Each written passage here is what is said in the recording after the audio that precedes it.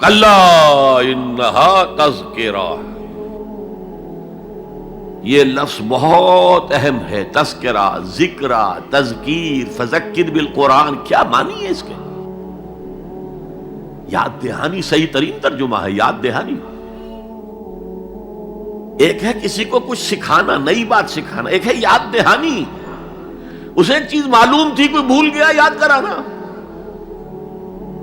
جیسے آپ کے کسی دوست نے آپ کو بہت قیمتی قلم دیا تھا، آپ نے اسے بہت سنبھال کر اپنے ٹرنک میں رکھ دیا. اب سال ہا سال ہو گئے، نہ دوست سے ملاقات، نہ وہ یاد. اچانک آپ نے کسی روز ٹرنک کھولا اور وہ قلم آ گیا، تو آپ کو دوست یاد آ جائے گا کہ نہیں؟ اسی لیے قرآن آفاق و انفس کے لیے آیات کہتا ہے. ہم اپنی آیات دکھائیں گے تمہیں، نشانی جس کو دیکھ کر تم ہمیں پہچانو گے. اور تذکرہ کا مطلب کیا ہے؟ پوٹینشلی ایمان ہر انسان کے دل میں موجود ہے. یہ جو روح جو ہمارے قلب کی مسکن مکین ہے، اس میں اللہ کی معرفت بھی ہے، اللہ کی محبت بھی ہے. البتہ ذہول کے پردے پڑ گئے ہیں، بھول اور نسیان طاری ہو گیا ہے. ہم دنیا ہی کے اندر گم ہو کر رہ گئے ہیں. ہماری ساری دلچسپیاں دنیا سے ہیں، لہذا ہماری توجہ ہی نہیں ہے. ورنہ ہر انسان کے دل میں یہ جو یہاں ہندوستان میں کہتے ہیں آتما اور پرماتما، آتما اور پرماتما کا تو تعلق بہت گہرا ہے. ابتدا میں بنا دی گئی تھی ارواح، جب ہم سب کے سب تمام انسان آدم سے لے کر اور تا قیامت جو انسان آئے گا دنیا میں، ان سب کی ارواح پیدا کر دی گئی. اور پوچھا گیا الست بربکم قالوا بلا، یاد ہے؟ لہذا یہ تذکرہ ہے، یہ یاد دہانی ہے، تمہارے اندر موجود ہے. اللہ کی معرفت بھی موجود ہے، اللہ کی محبت بھی موجود ہے.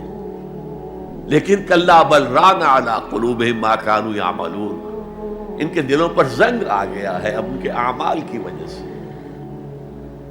شیشہ جو ہے وہ زنگ آلود ہو گیا. حضور نے فرمایا ان هذه القلوب لتصدع كما يصدع الحديد اذا اصابه الماء، ان دلوں پر بھی زنگ آ جاتا ہے جیسے کہ لوہے کے اوپر پانی پڑتا رہے تو اس کو زنگ آ جاتا ہے. پوچھا گیا فما جلاؤها یا رسول اللہ، اے اللہ کے رسول ہماری تلواروں کو زنگ لگتا ہے، ہم پالش کرتے ہیں، سیکل کرتے ہیں، وہ پھر چمک اٹھتے ہیں. تو دل پر اگر زنگ آ جائے تو اس کا علاج کیا ہے؟ دو چیزیں فرمائی، کثرت و ذکر الموت و تلاوت القرآن. دو کام کرو کثرت سے، موت کو یاد رکھو، یہاں رہنا نہیں ہے، جانا ہے. یہ ہمارا گھر نہیں ہے، یہ ہماری منزل نہیں ہے. ہمارا اصل گھر جو حضور نے فرمایا انما الدنیا خلقت لکم وانتم خلقتم للآخرہ، یہ دنیا تمہارے لیے بنائی گئی، تم آخرت کے لیے بنائے گئے ہو. اسی لیے حضور نے فرمایا کن فی الدنیا کانک غریب عابر السبیل، دنیا میں ایسے رہو جیسے راہ چلتے مسافر ہو یا اجنبی ہو.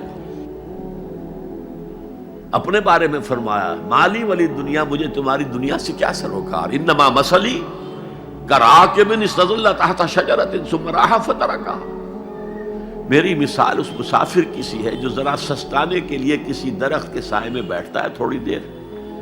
وہ اس کا گھر تو نہیں ہے، اس کی منزل نہیں ہے، پھر وہ اس کو چھوڑتا ہے، اپنا راستہ لیتا ہے. یہ اگر ہمارا تصور قائم ہو جائے، کلا انہا تذکرہ.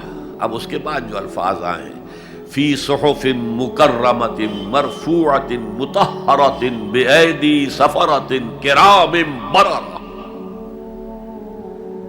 یہ جو قرآن ہے، جو تذکرہ ہے، یہ بڑے ہی انتہائی پاکیزہ صحیفوں میں ہے.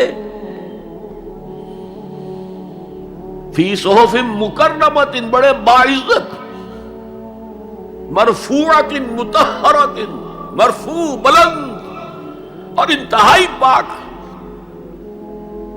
بے ایدی سفرۃ، یہ کن کے ہاتھوں میں ہے؟ لکھنے والے وہ فرشتے. بے ایدی سفرۃ کرام بررہ، جو نہایت باعزت ہے، بہت وفادار ہے اللہ کے. یعنی اصل قرآن کہاں ہے؟ لوح محفوظ میں ہے. اصل قرآن کہاں ہے؟ ابھی اگلی جو پڑھیں گے ہم، کتاب مکنون، چھپی ہوئی کتاب کے اندر ہے۔ اصل قرآن کہاں ہے؟ وَإِنَّهَا لَفِي أُمِّ الْكِتَابِ لَدَيْنَا لَعَلِيٌّ عَظِيمٌ، یہ تو اس ام الکتاب میں جو